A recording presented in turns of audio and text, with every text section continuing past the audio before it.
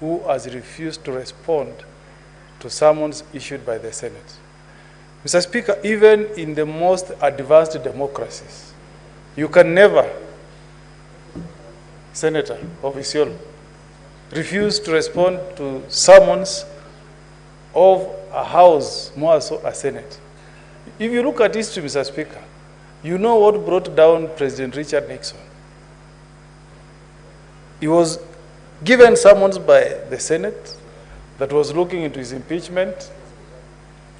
The Senate ordered him to produce tapes that had some information on the Watergate scandal. He refused. He went to court. He waived immunity. The court sided with the Senate and directed President Richard Nixon to tender those tapes to the Senate.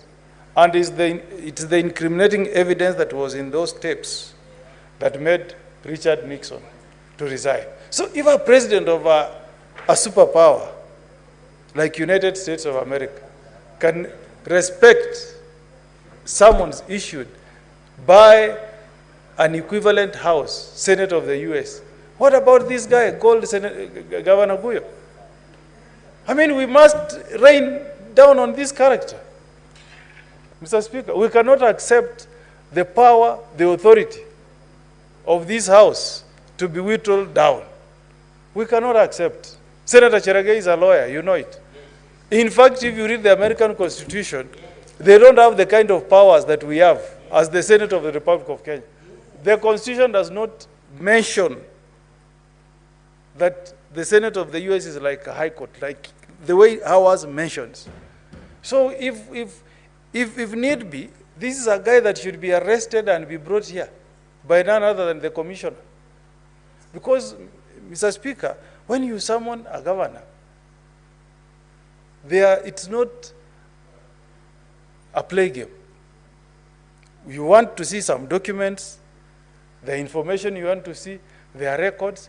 How then can we be said to be a body that can oversight counties if we cannot have the privilege of asking for documents and they are brought to us, Mr. Speaker?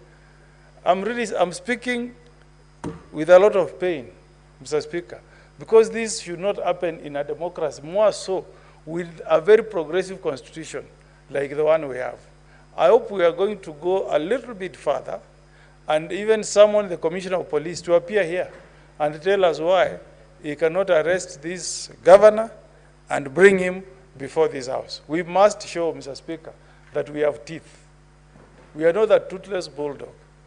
We must demonstrate to the governors, more so this Governor Guyo, Governor of Isiolo, that this House has got teeth and the powers we have are powers equivalent to the High Court. Mr. Speaker, if I get summons from the High Court, I will even skip the session tomorrow. If I'm summoned to appear before the High Court tomorrow, I'll go running. And that's what happens in the US. When you receive subpoenas in the US,